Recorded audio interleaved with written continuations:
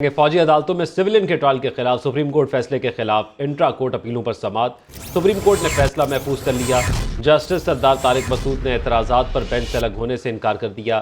कहा वकला justice Jawad S Khwaja का फैसला पढ़ लें, यह जज की मर्जी है, बेंच का हिस्सा रहे या सुनने से माजत करे।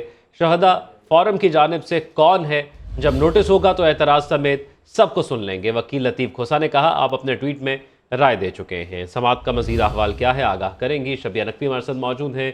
जी शबिया बताइएगा। जी, सबसे पहले तो ये कि सुप्रीम कोर्ट ने जो सिविलियंस की खुसूसी अदालतों के बारे में 5 रुकनी बेंच का फैसला था उसको कलअदम करार दे दिया है और अब सिविलियंस का जो ट्रायल है वो मिलिट्री कोर्ट्स में हो सकता है। और ये फैसला जो है आज 6 रुकनी बेंच ने किया है, जबकि जो 6 रुकनी बेंच का हिस्सा थी जस्टिस मुसर्रत हिलाली, उन्होंने इस फैसले से इख्तिलाफ किया। 5-1 के तनासुब से ये फैसला सामने आया है। आज सुबह हमने ये देखा था कि ये फैसला जो था सिविलियंस का फौजी अदालतों में ट्रायल के लिए जो इंट्रा कोर्ट अपीलें थी वो 17 अपीलें थी, जिसमें 6 रुकनी बेंच ने इसमें समाअत की थी। और सबसे पहले जो है जस्टिस एस ख्वाजा की जानिब से जो एतराज़ उठाया गया था जस्टिस तारिक मसूद के बेंच में शामिल होने पर, उसको जस्टिस तारिक मसूद ने इनकार किया बेंच से अलग होने पर। उन्होंने कहा कि जस्टिस ख्वाजा एस मसूद का जो अपना फैसला है उसका हवाला दिया है कि उसमें उन्होंने बताया था कि ये सवाबदीद पे है जज की कि वो बेंच से अलग होता है कि नहीं। उसके साथ हमने देखा कि अटॉर्नी जनरल की जानिब से मशरूत इजाज़त की इस्तदा की गई थी कि जब तक फैसला नहीं आता तब तक सिविलियन का फौजी अदालतों में ट्रायल होना चाहिए, जिस पर जो मुसर्रत हिलाली हैं जस्टिस, उनकी जानिब से ये पूछा गया था कि जो लोग हिरासत में हैं उनका क्या स्टेटस है इस वक्त उनके मुकदमात का। तो उसकी जो अटॉर्नी जनरल उनकी जानिब से ये बताया गया कि कुछ पर फर्द जुर्म आयद हो चुकी है और कुछ पर होने वाली है, लेकिन जिन पर दफात लगाई गई है उनका ज़्यादा से ज़्यादा जो कैद का दौरानिया वो 3 साल होगा और ये वक्त तब से काउंट होगा जब से वो ज़ेरे हिरासत है। ताहम अदालत की जानिब से ये फैसला महफूज कर लिया गया था और अब से थोड़ी देर पहले जो है सुप्रीम कोर्ट के जो 5 रुकनी बेंच का फैसला था उसको कलअदम करार दे दिया गया है। और अब इस केस की समाअत जो है जनवरी के तीसरे हफ्ते तक मुलतवी की गई है और जनवरी के तीसरे हफ्ते में अब इस केस की समाअत होगी। जी ठीक है, शबिया नकवी हमारे साथ मौजूद थी और इस ताज़ा तरीन सूरत हाल के हवाले से हमें तफसीलन आगाह कर रही थी। शबिया ये बताइएगा वकला की जानिब से क्या दलाल दिए गए हैं?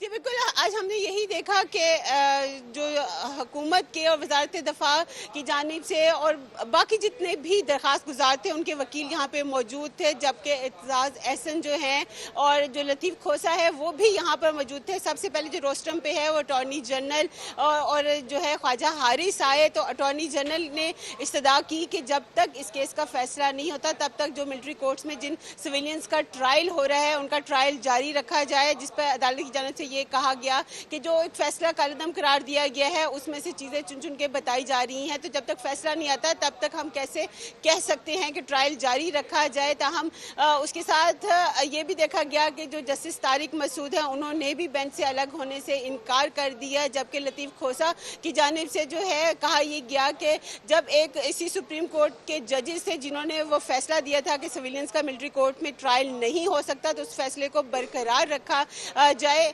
तो हम यही देख रहे थे कि दोनों जानिब से दलाइल दिए जा रहे थे, लेकिन फैसला जो है वो अदालत ने महफूज किया और उसके बाद उन्होंने जो अब से थोड़ी देर पहले जो है ये फैसला सुनाया है। जी ठीक है, ये भी बताइएगा शबिया कि कौन कौन से वकला जो है वो पेश हुए हैं और मजमूई तौर पर सबकी जान से क्या रिमार्क्स रहे?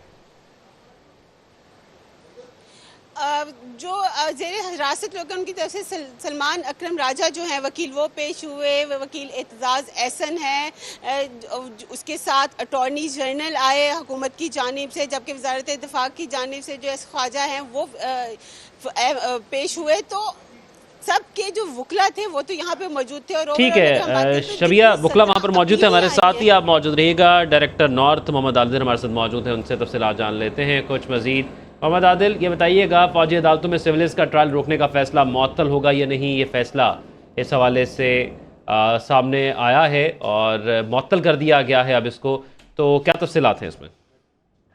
देखें, सुप्रीम कोर्ट के इससे पहले जो बेंच ने ये फैसला दिया था कि ट्रायल रोकने का हुक्म दिया था, फिर उसकी अपील में मामला गया और सुप्रीम कोर्ट के आज एक 6 रुकनी बेंच बनाया गया जिसमें 5-1 से ये फैसला जो है वो आ गया। अब जो 9 मई सानिया 9 मई जो भी हुआ था उसमें जो तोड़फोड़ हुई थी, जो उसमें मुलव्वस थे 103 अफराद जिन जो मुख्तलिफ जगह पर ज़ेर हिरासत हैं और उनके खिलाफ ये मामलात चल रहे थे। सुप्रीम कोर्ट ने इससे पहले एक मौके पर इनकी सजाओं को, इनके केसेस को जो है वो मशरूत किया था सुप्रीम कोर्ट के फैसले से, लेकिन बाद में जस्टिस इजाजुल हसन की सरबराही में बेंच ने जो है वो इस फैसले को कालादम करार दे दिया था, रोक दिया था और आज उस बेंच के फैसले को जो है अपील में जो है वो कालादम करार दे दिया गया। तो अब तो जो इजाजत मिल गई है मिलिट्री ट्रायल में इनके जो केसेस चलेंगे, इसमें यकीनी तौर पर तहरीक इंसाफ के जो चेयरमैन है उनके ऊपर भी ये मामला है और इसके अलावा जो 103 से ज्यादा जो कारकुन हैं जो गिरफ्तार हैं, जो 9 मई की तोड़फोड़ में मुलव्वस थे, जो हसास तनसीबात है उनके हम लोगों के ऊपर। ठीक है, इस हवाले से आपसे मजीद भी मोहम्मद आदिल तफसीलात जानेंगे, लेकिन अभी वक्त हो गया है हेडलाइंस का।